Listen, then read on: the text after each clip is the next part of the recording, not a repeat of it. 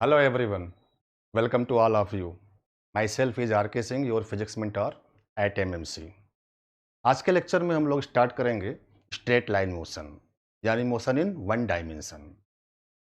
तो इस टॉपिक को शुरू करने से पहले थोड़ी सी बात मैं आपको बता दूं कि नाइन्थ क्लास में जो है आप लोग मोशन के बारे में थोड़ा बहुत पढ़ करके आए होंगे। स्टार्टिंग हम लोग बिल्कुल वहीं से करेंगे, बेसिक से ही करेंगे, लेकिन इस टॉपिक को हम लोग वहाँ तक लेकर के चलेंगे जहाँ तक के लिए हमें ज़रूरत होती है कॉम्पिटिटिव एग्जाम्स में। IIT जेईई और नीट के कंपटीशन के लिए जो रिक्वायरमेंट होगी, हम लोगों का मेन टारगेट होगा वहाँ तक पहुँचना। लेकिन वहाँ पर पहुँचने से पहले हम लोग टॉपिक की स्टार्टिंग बिल्कुल इनिशियल स्टेज से करेंगे। ये मान करके हम लोग चलेंगे कि हमें अभी बिल्कुल कुछ भी नहीं पता है, जीरो से स्टार्टिंग करेंगे, राइट। नाइन्थ क्लास के स्टैंडर्ड से ही हम लोग बात करेंगे। छोटी छोटी बातों को हम लोग लेकर के अपने उस लेवल को हम लोग देखेंगे जिसकी वास्तव में अपने को जरूरत है। ठीक, तो चलिए स्टार्ट करते हैं। टॉपिक है straight line motion. Ninth class में आप दो वर्ड पढ़ करके आए होंगे, एक काइनेमेटिक्स और दूसरा काइनेटिक्स। काइनेमेटिक्स और काइनेटिक्स, ये दो वर्ड आपके सामने नाइन्थ क्लास से ही आए होंगे, काइनेमेटिक्स एंड काइनेटिक्स। ठीक, स्पेलिंग में तो खैर बहुत ज्यादा जो है अंतर नहीं है दोनों में। काइनेमेटिक्स और काइनेटिक्स में केवल एम का ही अंतर है, लेकिन इनके दोनों का जो मीनिंग है उसमें जमीन आसमान का डिफरेंस है। आपको पता होना चाहिए कि काइनेमेटिक्स क्या होता है और काइनेटिक्स क्या होता है, राइट। चलिए पहले इसको समझते हैं कि what is the kinematics and what is the kinetics, right. बिल्कुल सिंपल लैंग्वेज में इसको हम लोग समझते हैं। मान लें कि हमारे पास कोई एक सिस्टम है। सिस्टम तो आप समझते होंगे, system is the collection of elements under observation.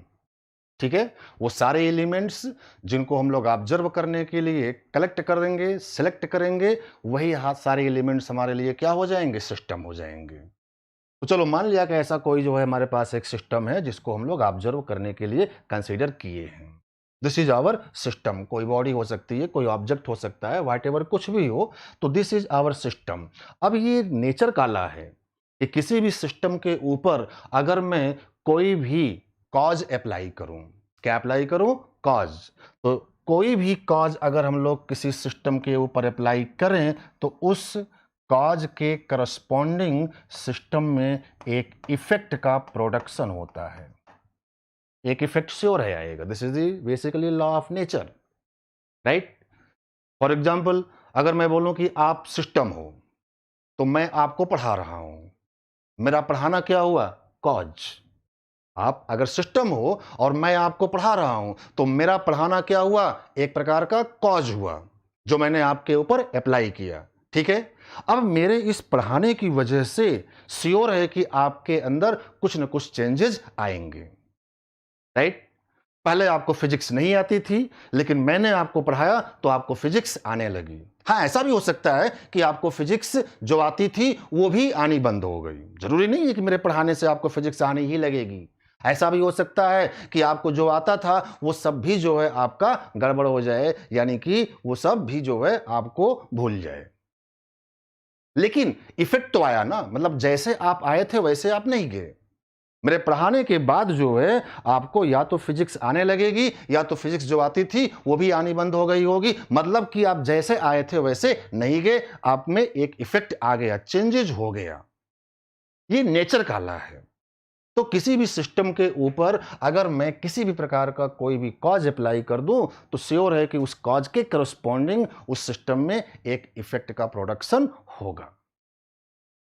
अब हम लोग जब इस इफेक्ट की स्टडी करते हैं, किसकी स्टडी भाई, इफेक्ट की, कि कौन कौन से इफेक्ट आए, किस प्रकार के इफेक्ट आए।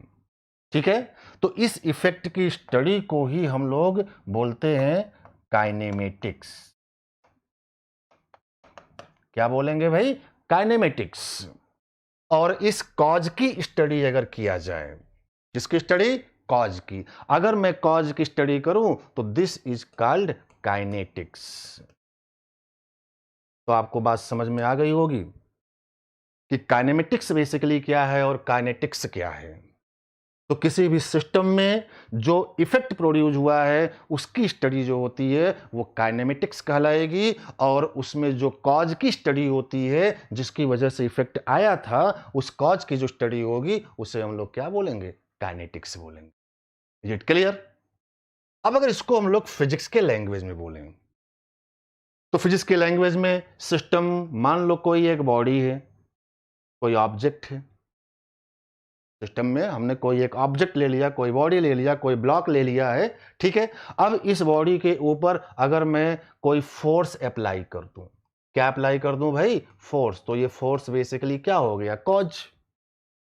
तो अब बताओ कि इस बॉडी पर अगर मैं कोई फोर्स अप्लाई करूंगा तो क्या इस फोर्स के करस्पॉन्डिंग इस बॉडी में कोई मोशन प्रोड्यूस होगा, बिल्कुल। तो इसमें बॉडी में मोशन आना शुरू कर देगा, यानी ये अपनी पोजीशन चेंज करेगा, इसमें वेलोसिटी आएगी, एक्सेलरेशन आएगा, बहुत कुछ आएगा। मतलब कि हम बोलेंगे बॉडी में क्या प्रोड्यूस हो गया, मोशन, ठीक है।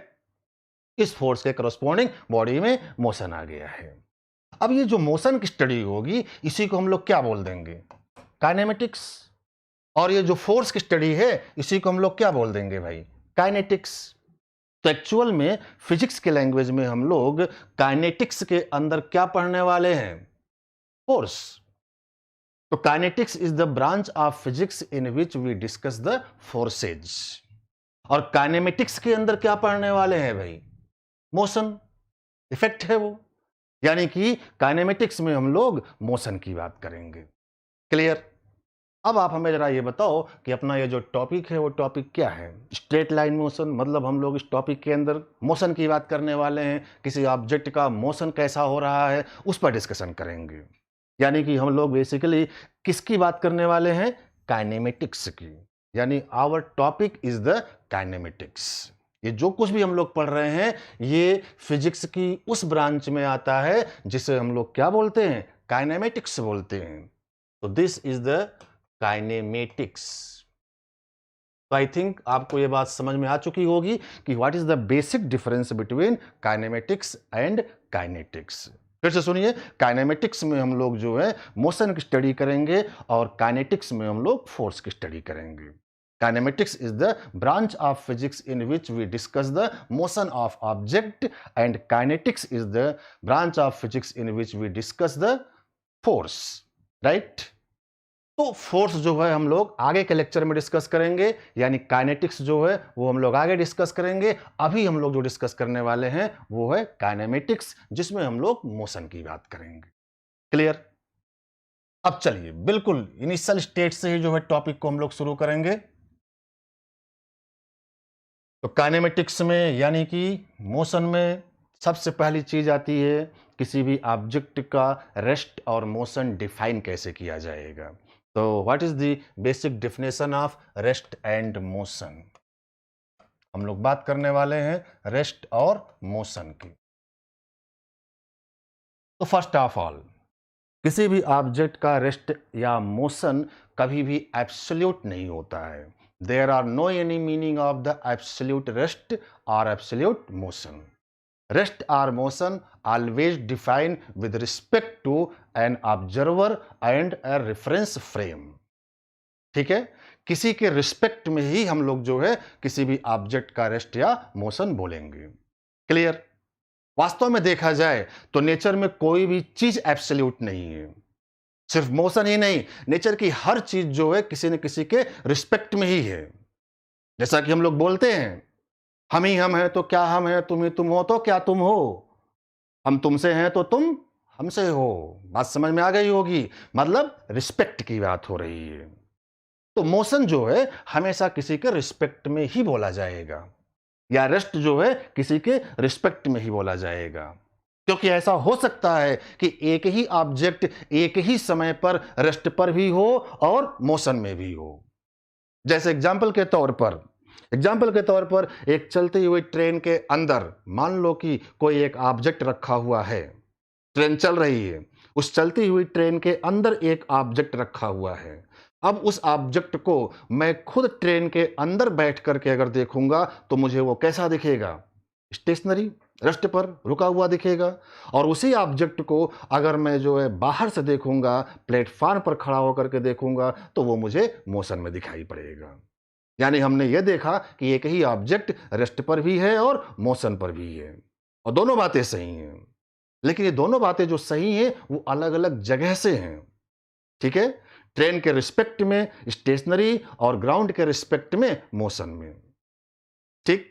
तो अब अगर हमें उस ऑब्जेक्ट के रेस्ट या मोशन को डिफाइन करना होगा तो हमें सबसे पहले यह बोलना होगा कि हम उसे देख कहां से रहे हैं। ठीक है? और जिस जगह से भी हम लोग देखते हैं उस जगह को हम लोग क्या बोलते हैं? Reference frame. राइट? तो basically reference frame is the place of observation.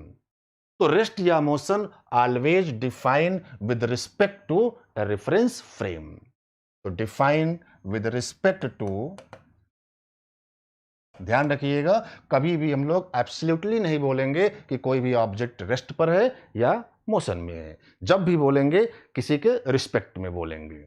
Right? जैसे एग्जाम्पल के तौर पर अगर मैंने बोला कि कोई कार 40 किलोमीटर पर आवर की स्पीड से जा रही है तो इसका कोई भी मतलब नहीं है जब तक कि मैं ये न बोलूं कि ये कार 40 किलोमीटर पर आवर की स्पीड से किसके रिस्पेक्ट में जा रही है। तो वो चीज मेंशन करना इस पे कंपल्सरी है। तो rest or motion always defined with respect to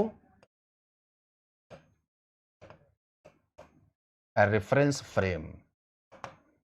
reference frame क्या है भाई? Place of observation. ठीक है? हमारा ऑब्जर्वर जिस जगह से भी ऑब्जर्वेशन लेगा that place is called the reference frame. Detail में रेफरेंस फ्रेम की बात हम लोग काइनेमेटिक्स में करेंगे, फोर्स के टॉपिक में करेंगे।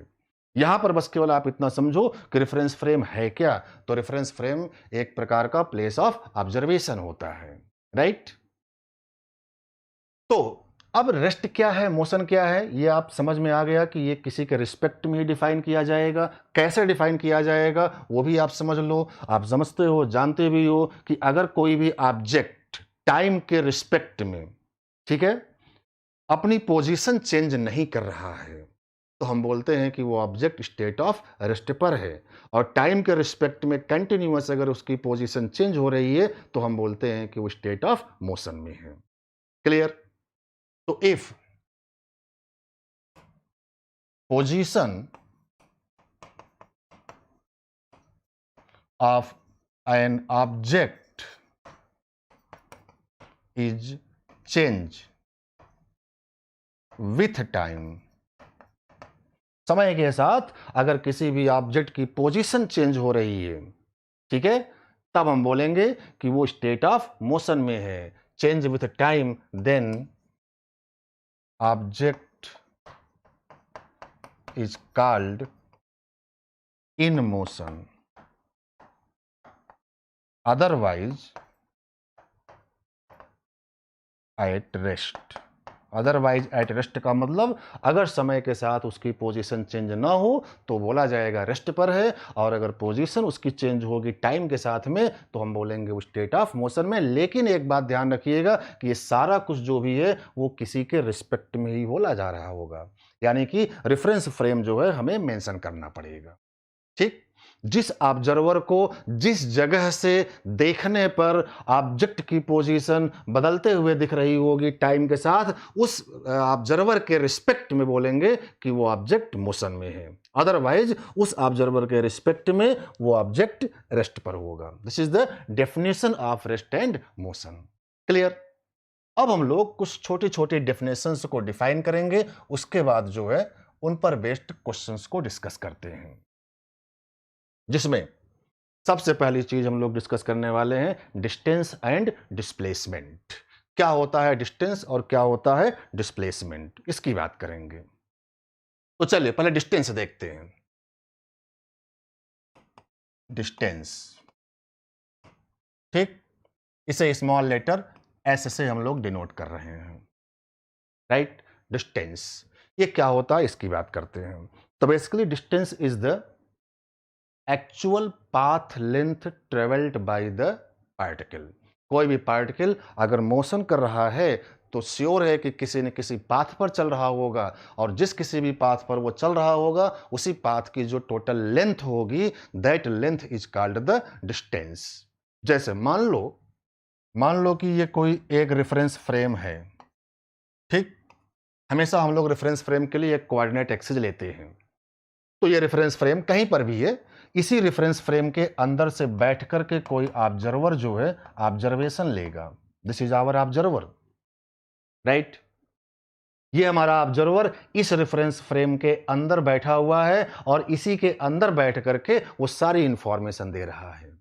अगर इस ऑब्जर्वर के रिस्पेक्ट में मान लो कि कोई एक particle time t is equal to 0 पर पोजीशन A पर था। कहां पर है भाई? Time t is equal to 0 पर पोजीशन A पर, ठीक।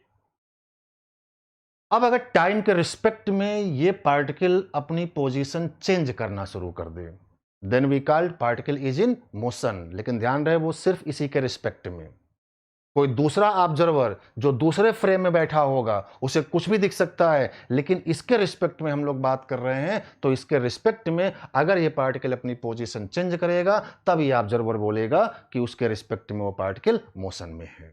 चलो मान लिया ये पार्टिकल मोशन कर रहा है, मतलब समय के साथ पोजीशन उसकी बदल रही होगी। इस ऑब्जर्वर के रिस्पेक्ट में इस पार्टिकल का पोजीशन चेंज हो रहा है। तो चलो मान लिया कि अलग अलग टाइम पर अलग अलग जगह से होते हुए वो कहीं यहां पर पहुंचा पोजीशन बी पर एट द टाइम टी। यहां से वहां तक ए से बी तक जाने में समय कितना लगा? टी। और इन पोजीशन से होते हुए जो है वो ए से बी तक गया होगा। बस इसी पूरे पाथ की लेंथ जो होगी, ये जो पाथ उसने ट्रेवल किया ए से बी तक जाने में, that path length is called the distance. तो एक लाइन में डिस्टेंस की जो डेफिनेशन है वो अपने को समझ में आ गई कि it is the actual path length travelled by the particle. Clear?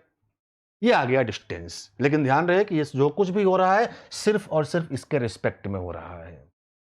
अब जो डिस्टेंस है वो हमने डिफाइन तो कर लिया, अब इसकी कुछ जो है इंपॉर्टेंट पॉइंट्स भी होते हैं, उसे भी अपने को समझना है। तो some main point about distance, some main point about distance.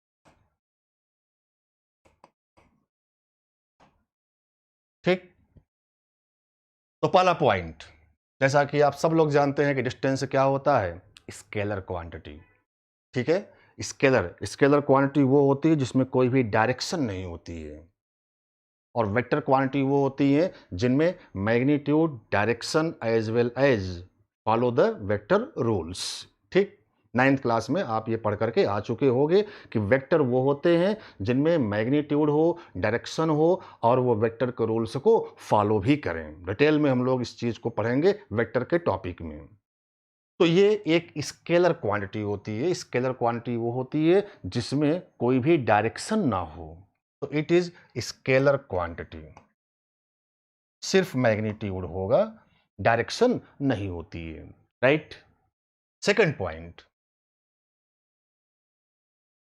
इसकी वैल्यू हमेशा पॉजिटिव ली जाती है। डिस्टेंस कभी भी नेगेटिव नहीं होगी। आपने कभी भी ऐसा नहीं सुना होगा कि यहां से वहां तक की दूरी -5 किलोमीटर, -10 किलोमीटर, ऐसा हम लोग कभी नहीं बोलते हैं। हमेशा पॉजिटिव सेंस में ही इसको हम लोग बोलते हैं, यानी कि डिस्टेंस इज ऑलवेज पॉजिटिव।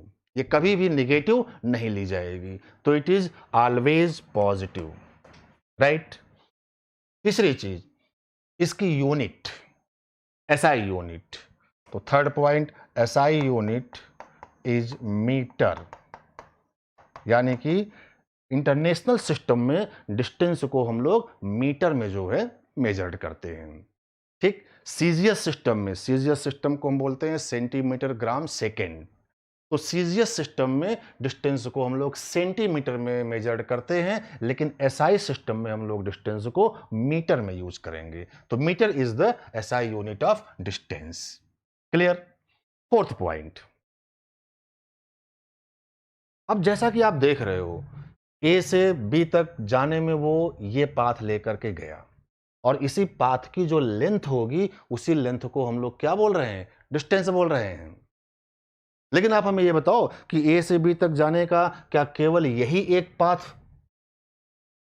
ए से बी तक जाने में क्या केवल यही एक पाथ है यार? नहीं, ए से बी तक जाने के बहुत सारे पाथ हो सकते हैं। ए से बी तक चलो हम लोग अगर ऐसे चल करके यहां पर पहुंचे, ऐसे चल करके पहुंचे, ऐसे चल करके पहुंचे, तो बहुत सारे, there are infinite number of path possible to move from A to B. अब अगर पाथ चेंज करोगे तो क्या पक्का इनकी लेंथ भी चेंज होगी? बिल्कुल चेंज होगी। यानी कि अगर हमने पाथ चेंज किया तो उसकी लेंथ चेंज हो गई, और लेंथ चेंज हुई तो मतलब कि डिस्टेंस कवर्ड चेंज हो गया, क्योंकि डिस्टेंस क्या है? This is the actual path length, right? तो इसका मतलब अपने को ये समझ में आ गया कि डिस्टेंस इज पाथ फंक्शन। कौन सा फंक्शन है यार ये? Path function. मतलब पाथ के ऊपर डिपेंड करेगा। Path function means depend on the path. Initial से फाइनल पोजीशन तक जाने में अलग अलग पाथ लेकर के अगर हम चलेंगे तो हमें अलग अलग डिस्टेंस कवर करनी पड़ेगी, because distance is the actual path length. तो it is path function. This is the important point. इस चीज को ध्यान में रखिएगा कि डिस्टेंस पाथ के ऊपर डिपेंड करेगी। क्लियर? नेक्स्ट पॉइंट देखिए। नेक्स्ट पॉइंट, अगर हम लोग डिस्टेंस और टाइम के बीच में ग्राफ की प्लॉटिंग करें, ग्राफ की plotting between distance and time, आगे हम लोग और भी बहुत सारे ग्राफ पढ़ने वाले हैं, ठीक है? लेकिन यहां पर सिर्फ मैं डिस्टेंस और टाइम के ग्राफ की बात कर रहा हूं। तो graph between distance and time, तो बताइए कि किस क्वाड्रेंट में ये ग्राफ पॉसिबल होगा? तो डिस्टेंस और टाइम के बीच का जो ग्राफ होगा वो सिर्फ और सिर्फ फर्स्ट क्वाड्रेंट में ही पॉसिबल होगा। कैसे, वो आप यहां समझो। मान लो कि मैं एक ग्राफ बना रहा हूं डिस्टेंस और टाइम के बीच में। डिस्टेंस को हम वर्टिकल एक्सिस पर प्लॉट करेंगे और टाइम को हॉरिजॉन्टल एक्सिस पर। तो अपने सामने चार क्वाड्रेंट हैं। This is called first quadrant, this is second, third and fourth. थोड़ा बहुत ग्राफ के बारे में आपको आइडिया होगा। First quadrant, second quadrant, third quadrant, fourth quadrant, ये क्वाड्रेनेट एक्सिस है डिस्टेंस और टाइम का। वर्टिकल एक्सिस को हम लोग डिस्टेंस और हॉरिजॉन्टल एक्सिस को हम लोग टाइम एक्सिस बोल रहे हैं। यानी टाइम जो है हम लोग हॉरिजॉन्टल एक्सिस पर प्लॉट करेंगे और डिस्टेंस वर्टिकल एक्सिस पर। आप जानते हो कोऑर्डिनेट सिस्टम में कन्वेंशन जो होता है कि इसे ओरिजिन बोलते हैं। राइट साइड जाने पर पॉजिटिव लिया जाएगा और लेफ्ट साइड जाने पर नेगेटिव। अपवर्ड साइड जाने पर पॉजिटिव लिया जाएगा और डाउनवर्ड साइड जाने पर नेगेटिव। क्लियर? अब टाइम के बारे में हम लोग अच्छे तरीके से जानते हैं कि time never be negative. Time कभी भी नेगेटिव नहीं होगा। Time is always positive. और डिस्टेंस के बारे में भी हम लोगों ने देख लिया कि ये भी हमेशा क्या होगा? पॉजिटिव। टाइम भी हमेशा पॉजिटिव रहेगा और डिस्टेंस भी हमेशा पॉजिटिव रहेगा। तो बताइए कि टाइम भी पॉजिटिव, डिस्टेंस भी पॉजिटिव, तो वो कोऑर्डिनेट कौन सा बना? फर्स्ट। आप सेकंड में आओगे तो टाइम नेगेटिव हो जाएगा। थर्ड में आओगे तो डिस्टेंस भी नेगेटिव हो जाएगा। क्लियर है ये? इसका मतलब ना तो इसमें ग्राफ पॉसिबल होगा और ना ही इसमें और ना ही इसमें। तो याद रखिएगा, जब भी कोई भी ग्राफ हमें बनाना होगा डिस्टेंस वर्सेस टाइम के बीच में, तो वो ग्राफ सिर्फ और सिर्फ कौन से क्वाड्रेंट में बनेगा? फर्स्ट क्वाड्रेंट में बनेगा। क्लियर? एक और इसकी सबसे इंपॉर्टेंट प्रॉपर्टी होती है और वो प्रॉपर्टी ये होती है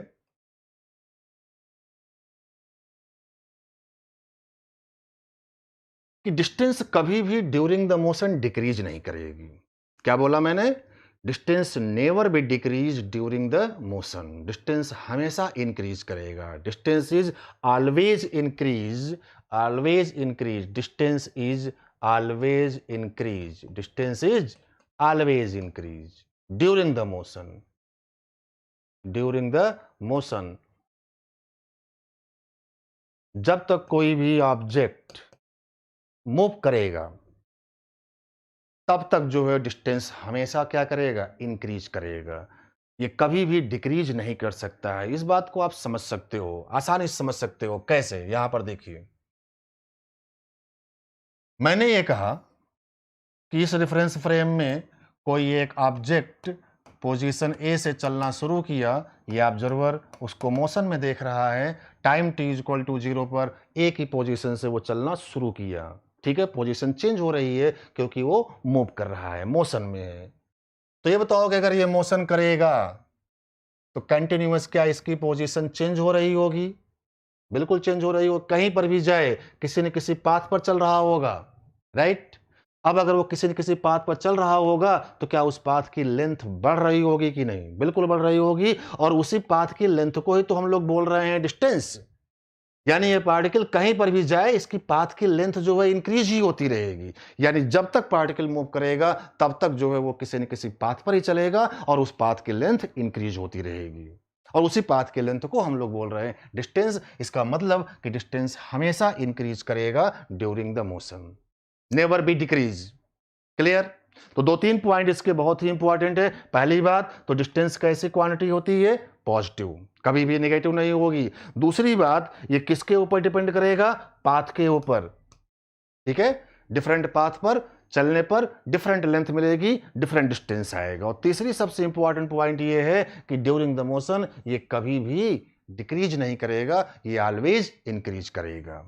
ग्राफ आप समझ गए हो कि ग्राफ डिस्टेंस और टाइम के बीच में फर्स्ट क्वाड्रेंट में बनेगा। जैसे एग्जांपल के तौर पर अगर मैं आपसे बोलूं, कुछ ग्राफ अगर मैं आपको बना करके दिखाऊं और बोलूं कि इनमें से कौन सा ग्राफ पॉसिबल होगा और कौन सा ग्राफ पॉसिबल नहीं होगा, तो आप बड़ी आसानी से इन चीजों को अगर समझ गए होगे तो आंसर कर सकते हो। देखिए, मान लिया कि हमने कुछ ग्राफ डिस्टेंस और टाइम के बीच में ये प्लॉट कर दिए, S is the distance and T is the time. चलिए, ये ग्राफ मैंने बना दिया। ऐसा कोई एक ग्राफ आपके सामने आ गया और पूछ ले वो कि बताइए क्या ये पॉसिबल है? S is the distance, T is the time, तो बोलिए आपका आंसर क्या होगा? नो। क्यों? क्यों पॉसिबल नहीं होगा भाई? ध्यान से देखो आप, तो यहां पर क्या ग्राफ में ये एस निगेटिव डायरेक्शन में आया है, मतलब डिस्टेंस क्या हो रहा है? नेगेटिव। और क्या डिस्टेंस नेगेटिव पॉसिबल हो सकता है? नहीं, डिस्टेंस नेगेटिव पॉसिबल नहीं हो सकता है, तो दिस ग्राफ इज इनकरेक्ट। ऐसा ग्राफ पॉसिबल नहीं है। मान लो अगर ऐसा कोई ग्राफ दे दे टाइम और डिस्टेंस के बीच में ग्राफ, ये बोलिए क्या ये ग्राफ पॉसिबल है? ये भी पॉसिबल नहीं है। क्यों पॉसिबल नहीं है? यहां तो भाई फर्स्ट क्वाड्रेंट में ही बना है, डिस्टेंस भी पॉजिटिव और टाइम भी पॉजिटिव, ग्राफ फर्स्ट क्वाड्रेंट में है। ठीक है, यहां तो ग्राफ जो है फोर्थ क्वाड्रेंट में भी आ गया था, इसलिए आपने बोला कि ये पॉसिबल नहीं है। बट यहां तो फर्स्ट क्वाड्रेंट पॉसिबल होता है और फर्स्ट क्वाड्रेंट में ही ग्राफ बना है, तो ये ग्राफ जो है क्या पॉसिबल है? अभी भी पॉसिबल नहीं है, क्योंकि ध्यान से देखो कि अगर हम लोग आगे बढ़ रहे हैं, टाइम बढ़ाएंगे तो ग्राफ नीचे आ रहा है, डिस्टेंस डिक्रीज कर रहा है। इसका मतलब कि डिस्टेंस डिक्रीज कर रहा है, और डिस्टेंस डिक्रीज जो है पॉसिबल नहीं है। डिस्टेंस ऑलवेज क्या होगा? इंक्रीज। तो also this graph is not possible, right? ऐसा कोई ग्राफ मान लो आपको दे दे टाइम और डिस्टेंस के बीच में, बोलो क्या है पॉसिबल है? अभी भी पॉसिबल नहीं है। वजह बताइए, यहां से यहां तक ग्राफ में क्या हो रहा है? डिस्टेंस डिक्रीज कर रहा है। आप ओरिजिन से आगे बढ़ रहे हो तो ग्राफ क्या ऐसे आ रहा है, मतलब डिस्टेंस डिक्रीज कर रहा है। आगे डिस्टेंस इंक्रीज कर रहा है, लेकिन यहां पर तो डिक्रीज कर रहा है, इसलिए ओवरऑल ये ग्राफ भी पॉसिबल नहीं है, बिकॉज डिस्टेंस इज डिक्रीज। इस केस में बताइएगा, टाइम ये ले लें और डिस्टेंस ये ले लें, बताइए ग्राफ पॉसिबल है? हाँ, ये ग्राफ पॉसिबल हो गया। क्यों पॉसिबल हो गया भाई? क्योंकि आप देख रहे हो कि डिस्टेंस और टाइम दोनों पॉजिटिव हैं, और टाइम के बढ़ने पर डिस्टेंस इंक्रीज कर रहा है, डिस्टेंस डिक्रीज नहीं कर रहा है, इसलिए जो है ये ग्राफ पॉसिबल है। क्लियर है ये? तो ऐसे जो है बहुत सारे ग्राफ हो सकते हैं जो कि आप देख करके बता सकते हो कि कौन सा पॉसिबल होगा और कौन सा पॉसिबल नहीं होगा। वो हमारे जो मेन पॉइंट्स में डिस्कस किए थे उनको आपको ध्यान में रखना है, राइट? अब देखिए, ये तो हो गया भाई डिस्टेंस, ठीक। अब अगर हम लोग बात करें डिस्प्लेसमेंट की, किसकी बात कर रहे हैं? डिस्प्लेसमेंट की। तो डिस्प्लेसमेंट क्या है इसको समझो आप। सबसे पहली बात, डिस्प्लेसमेंट एक वेक्टर क्वांटिटी होती है, और वेक्टर क्वांटिटी क्या होती है थोड़ा बहुत आप इसके बारे में पढ़ करके आए हो। वेक्टर्स वो होते हैं जिनमें डायरेक्शन भी होगा और मैग्नीट्यूड भी होता है। ठीक, तो it is a vector quantity और इसे हम लोग एस के ऊपर छोटा सा एरो लगा करके डिनोट करेंगे। वेक्टर एस पढ़ते हैं इसको। Vector S means displacement, right. ये एक वेक्टर क्वांटिटी है। कैसी क्वांटिटी है भाई? Vector quantity. इसमें मैग्नीट्यूड भी होगा और डायरेक्शन भी होगा, ठीक है। इसमें मैग्नीट्यूड भी होगा और डायरेक्शन भी होगा। अब मैग्नीट्यूड क्या है और डायरेक्शन क्या है ये आपको समझना है। मैग्नीट्यूड जो होता है वो इनिशियल और फाइनल पोजीशन के बीच की डिस्टेंस होती है, या आप ये भी कह सकते हो कि it is the shortest path length, ठीक है। तो मैग्नीट्यूड इज डिस्टेंस बिटवीन या length between, distance between initial and final point, ठीक। कोई पार्टिकल इनिशियल पोजीशन से फाइनल पोजीशन तक गया होगा, किसी पाथ के ऊपर चल करके गया होगा, उस पाथ की लेंथ को तो डिस्टेंस बोला गया था, लेकिन इस इनिशियल और फाइनल के बीच की जो दूरी होती है जिसे हम लोग शॉर्टेस्ट पाथ लेंथ भी बोलते हैं, उसी को हम बोलेंगे डिस्प्लेसमेंट का मैग्नीट्यूड, राइट। या इसे आप लिख सकते हो shortest path length. This is shortest path length. It is called magnitude of displacement, right. Direction क्या होगी भाई? क्योंकि ये वेक्टर क्वांटिटी है, डायरेक्शन भी होगी, तो डायरेक्शन हमेशा from initial to final position. From initial, ध्यान रखिएगा डायरेक्शन में बड़ा कंफ्यूजन हो जाएगा आगे, तो क्लियर रखिएगा कि जब भी हम लोग डिस्प्लेसमेंट की डायरेक्शन की बात करेंगे तो ऑलवेज इनिशियल से फाइनल, तो from initial to final position, ठीक। तो it is the definition of displacement. Clear है ये? देखो जैसे मान लो कि अगर इस रेफरेंस फ्रेम के अंदर कोई ऑब्जर्वर बैठ करके ऑब्जर्वेशन ले रहा है, इसी के रिस्पेक्ट में सारी बातें करनी है अपने को। मान लो time t is equal to 0 पर पार्टिकल पोजीशन ए पर से चलना शुरू किया, मोशन में है, तो कंटिन्यूअस इसकी पोजीशन चेंज होगी और अलग अलग पोजीशंस को लेते हुए मान लो time t is equal to t पर पोजीशन b पर पहुंच गया भाई। तो मैंने डिस्प्लेसमेंट को डिफाइन किया। क्या क्या डिफाइन किया? कि इस ऑब्जर्वर के रिस्पेक्ट में इस पार्टिकल का जो डिस्प्लेसमेंट होगा, उस डिस्प्लेसमेंट का मैग्नीट्यूड जो होगा वो इनिशियल और फाइनल के बीच की दूरी, यानी ये लेंथ जो होगी that is called magnitude of displacement. और जो डायरेक्शन होगी वो always from initial to final. Initial position क्या है भाई? ए, और फाइनल क्या है? बी। एरो लगा दो, एरो लगा दिया तो ये एक वेक्टर बन गया, राइट। इसी को हम बोलेंगे डायरेक्शन ए से बी की तरफ। It is the magnitude and direction of displacement. Clear? अब इसकी भी कुछ मेन पॉइंट्स हैं, उन मेन पॉइंट्स पर डिस्कशन करते हैं। तो देखिए some main point about displacement, some main point, ठीक। डिस्प्लेसमेंट के मेन पॉइंट, पहला पॉइंट तो हम लोगों ने देख ही लिया कि ये कैसी क्वांटिटी है भाई? वेक्टर। ध्यान रहे डिस्प्लेसमेंट वेक्टर है और डिस्टेंस क्या है? स्केलर, तो it is a vector. Second point, ये पॉजिटिव भी हो सकता है और नेगेटिव भी हो सकता है, as well as during the motion zero भी हो सकता है। तो may be positive, may be negative, may be zero. Zero भी हो सकता है, पॉजिटिव भी हो सकता है और नेगेटिव भी हो सकता है। अब ये पॉजिटिव क्या है, नेगेटिव क्या है, उसको पहले समझते हैं। बेसिकली ये एक प्रकार का कन्वेंशन है। अगर मैं बोलूं कि कोई एक पार्टिकल पोजीशन ए से चल करके पोजीशन बी तक गया, ठीक। Initial position time t is equal to 0 पर ए था और final position time t is equal to t पर बी पर था।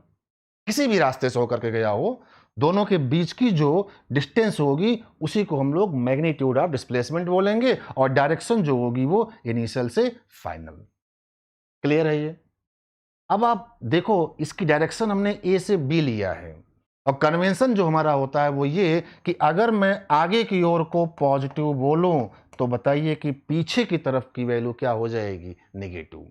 अगर हमने आगे की डायरेक्शन को पॉजिटिव मान लिया है तो श्योर है कि पीछे की डायरेक्शन क्या हो जाएगी? नेगेटिव। या इसका उल्टा भी कर सकते हो आप। अगर आप आगे को नेगेटिव लोगे तो फिर पीछे क्या हो जाएगा? Positive, right? लेकिन ये इंटरनेशनल सिस्टम का कन्वेंशन है, वर्ल्ड की सभी यूनिवर्सिटीज इस कन्वेंशन को फॉलो करती हैं, हम लोग भी वही फॉलो करेंगे। आगे की ओर हमेशा हम क्या मानेंगे? पॉजिटिव, और पीछे की ओर क्या मानेंगे? नेगेटिव। यानी कि अब अगर मान लो कि पार्टिकल इनिशियल ए पर रहा हो t इक्वल टू 0 पर, और फाइनल जो है वो बी पर कहीं यहाँ पहुँचा हो, तो बताइए कि उसका डिस्प्लेसमेंट क्या पीछे की ओर हो जाएगा? इनिशियल यहां पर और फाइनल यहां पर, तो डायरेक्शन इनिशियल से फाइनल की ओर। हमने आगे की ओर पॉजिटिव लिया है, तो बोलो पीछे की ओर क्या हो जाएगा? नेगेटिव। यहां पर डिस्प्लेसमेंट प्लस में लिखा जाएगा और यहां पर डिस्प्लेसमेंट माइनस में। तो एक बात तो समझ में आ गई कि डिस्प्लेसमेंट पॉजिटिव नेगेटिव कुछ भी हो सकता है, लेकिन ध्यान रहे डिस्टेंस हमेशा क्या होगा? Positive, right? जीरो कब होगा भाई? साफ साफ आपको दिख रहा है। मैंने आपको बताया कि इसका मैग्नीट्यूड क्या होता है? इनिशियल और फाइनल पॉइंट के बीच की दूरी। अब यार अगर इनिशियल और फाइनल पॉइंट के बीच की दूरी अगर जीरो हो जाए तो क्या हम बोलेंगे डिस्प्लेसमेंट जीरो हो गया? बिल्कुल। अब इनिशियल और फाइनल पॉइंट के बीच की दूरी जीरो होने का मतलब क्या इनिशियल और फाइनल पोजीशन कोइंसाइड कर जाए? इट मींस पार्टिकल जहां से चला क्या वहीं पर पहुंच जाए? पार्टिकल जहां से चला वहीं पर अगर पहुंच जाए तो हम बोलेंगे कि उसका डिस्प्लेसमेंट क्या हो गया? जीरो हो गया। फॉर एग्जाम्पल अगर मैं आपसे क्वेश्चन करूं कि आप घर से आए यहां पर पढ़ने के लिए और फिर यहां से पढ़ करके आप अपने ही घर पर गए, ठीक है? हो सकता है कि घर से यहां तक आने में जो रास्ता आपने लिया हो और यहां से घर तक जाने में जो रास्ता लिया हो वो सेम हो या अलग हो, राइट? लेकिन मेरा क्वेश्चन ये है कि आप घर से चल करके यहां आए पढ़ने के लिए और पढ़ करके जो है दोबारा अपने ही घर पर गए, तो बताइए कि आपका डिस्टेंस जीरो हुआ कि डिस्प्लेसमेंट जीरो हुआ? तो आंसर इज डिस्प्लेसमेंट जीरो हुआ, बिकॉज इनिशियल और फाइनल पोजीशन आपकी क्या हो रही है? कोइंसाइड। इनिशियली भी आप अपने घर पे थे और फाइनली भी जो है आप अपने ही घर पर गए, तो डिस्प्लेसमेंट की वैल्यू क्या हो गई? जीरो। लेकिन डिस्टेंस कितना चला आपने? वो जीरो नहीं होगा, because distance is actual path length. Clear है ये? तो ये जीरो भी पॉसिबल है।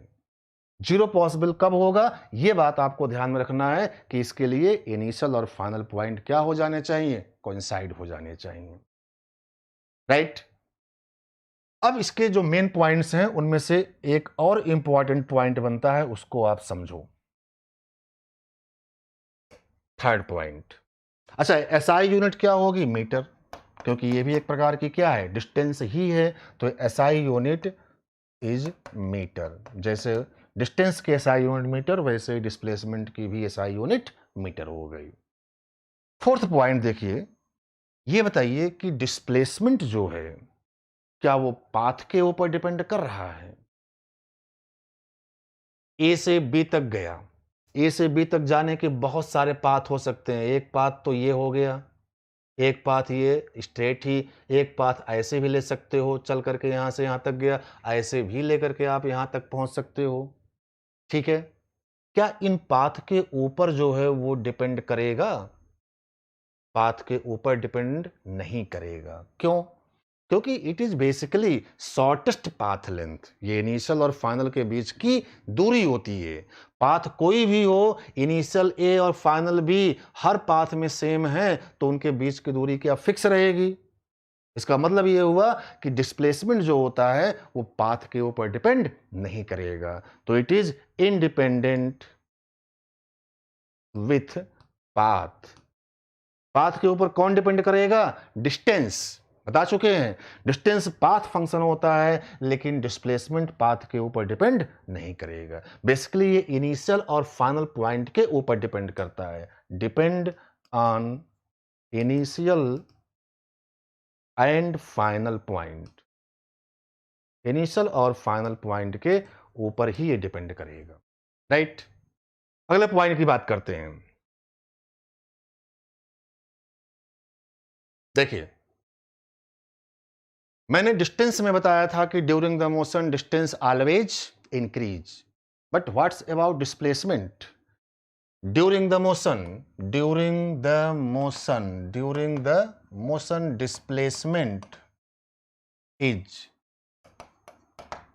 मे बी इंक्रीज और मे बी डिक्रीज। ये इंक्रीज भी कर सकता है और डिक्रीज भी कर सकता है। कैसे? मे बी इंक्रीज और डिक्रीज, कुछ भी कर सकता है। जैसे मान लो कि कोई पार्टिकल ए से चलना शुरू किया भाई,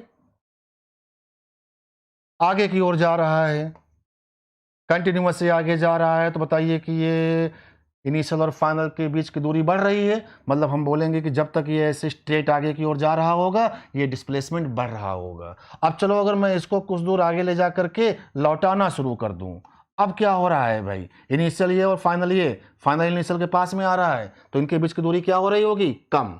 तो आगे जब तक हम लोग बढ़ते जा रहे हैं, डिस्प्लेसमेंट तो इंक्रीज कर रहा है, लौटना शुरू कर दोगे आप तो क्या डिस्प्लेसमेंट डिक्रीज करना शुरू कर दिया होगा। इसका मतलब कि during the motion particle motion में है और डिस्टेंस इंक्रीज भी कर रहा है और डिस्प्लेसमेंट इंक्रीज भी कर रहा है और डिक्रीज भी कर रहा है। तो इट मे बी इंक्रीज और डिक्रीज। और जब इनिशियल पोजीशन पर पहुंच जाएगा तो हम बोलेंगे डिस्प्लेसमेंट क्या हो गया? जीरो। ठीक है, तो इस बात को याद रखिए कि ड्यूरिंग द मोशन डिस्प्लेसमेंट में बी इंक्रीज और decrease. Right.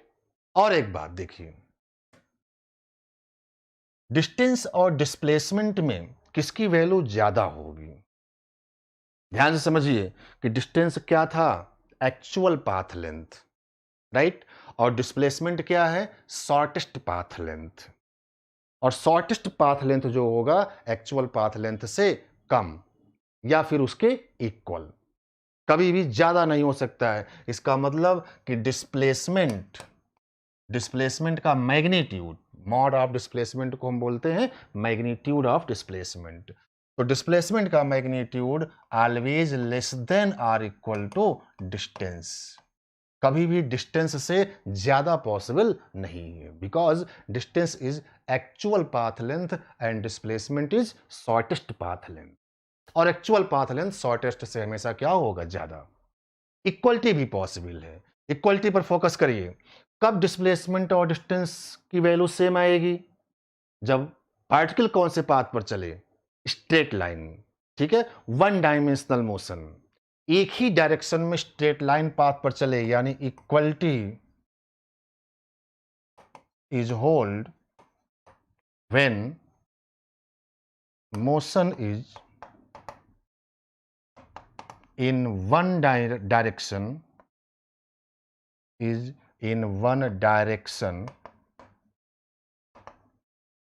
on straight line path,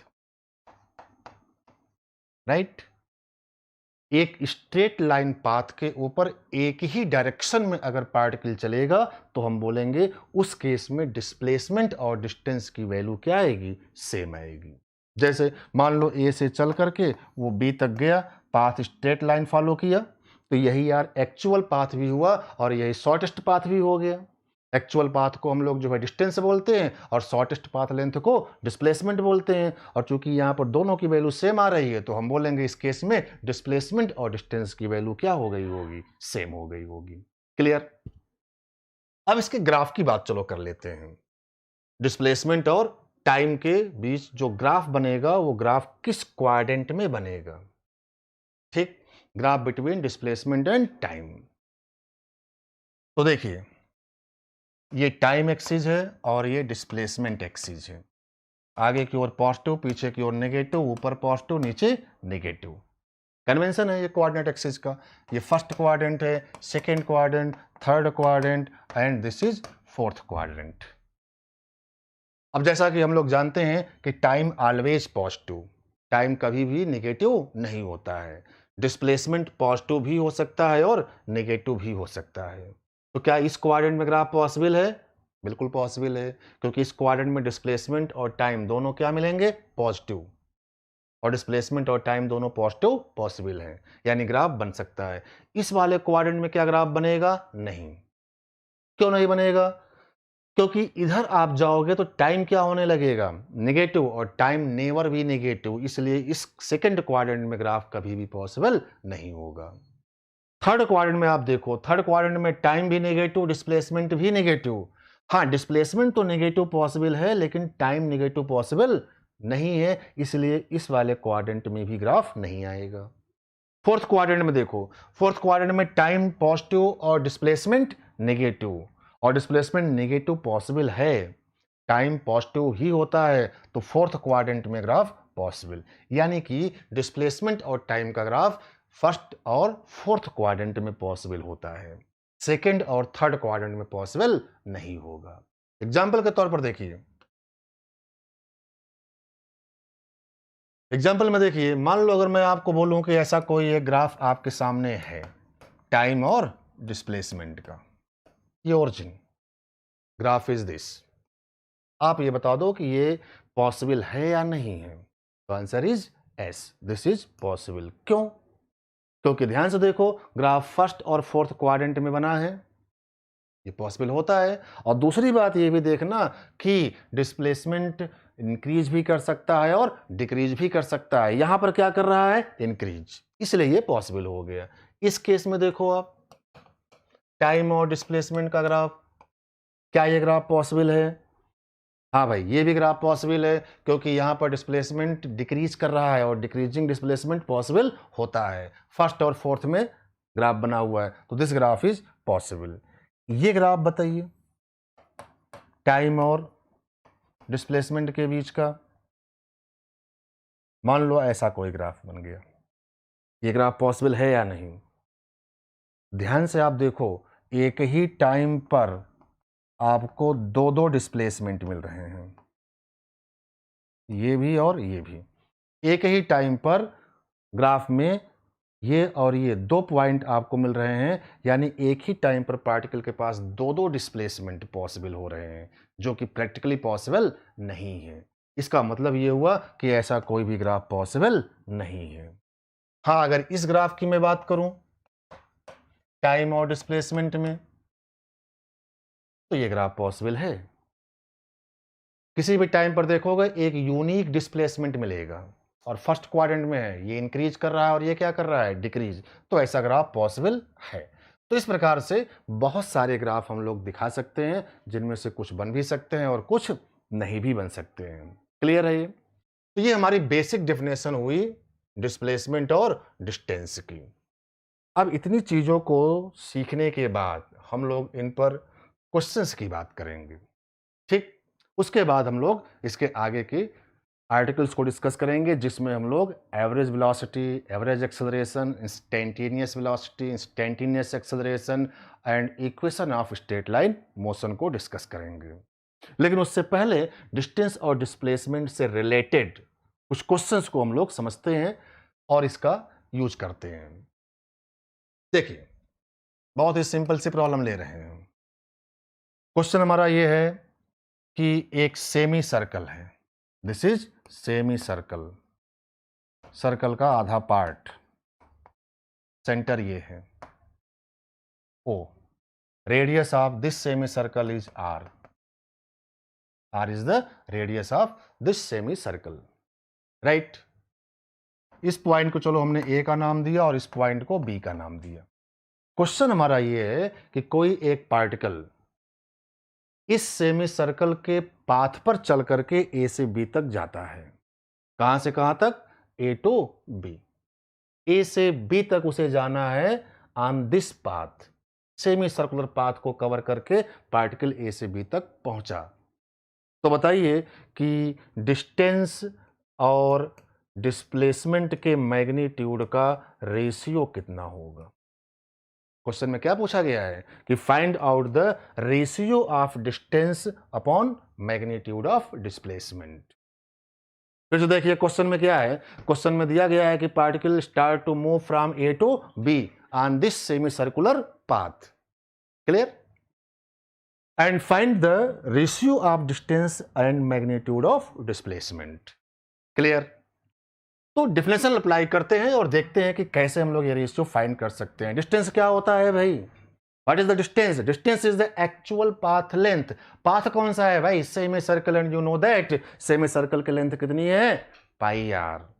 पूरे सर्कल की लेंथ कितनी होती है, 2 पाई आर। तो डिस्टेंस की वैल्यू इंडिविजुअली अगर मैं लिखूं तो this is equal to pi r, circle का हाफ, राइट। और डिस्प्लेसमेंट का जो मैग्नीट्यूड होगा, this is shortest path length. Shortest path length जो होगा वो इनिशियल और फाइनल के बीच की दूरी, ध्यान से देखो, ये इनिशियल से फाइनल के बीच की दूरी डायमीटर हो गया। डायमीटर, रेडियस अगर r है तो डायमीटर कितना हो गया, 2r। This is the displacement. अब रेशियो निकाल लो भाई, रेशियो करेंगे तो this is equal to pi r by 2r, r ने r को मारा, this is equal to pi by 2। And you know that pi is what, 22/7, 22/7। तो this is 22/2 into 7, this is equal to 11/7, right? तो 11/7 is the result of this particular question। तो चलिए इस पर हम लोग आगे भी कुछ अच्छे लेवल वाली प्रॉब्लम्स की बात करेंगे नेक्स्ट क्लास में, जिसमें हम लोग डिस्टेंस और डिस्प्लेसमेंट के ही प्रॉब्लम्स को आगे देखेंगे और उसके बाद हम लोग इस टॉपिक को आगे देखेंगे, right? Okay, thank you very much.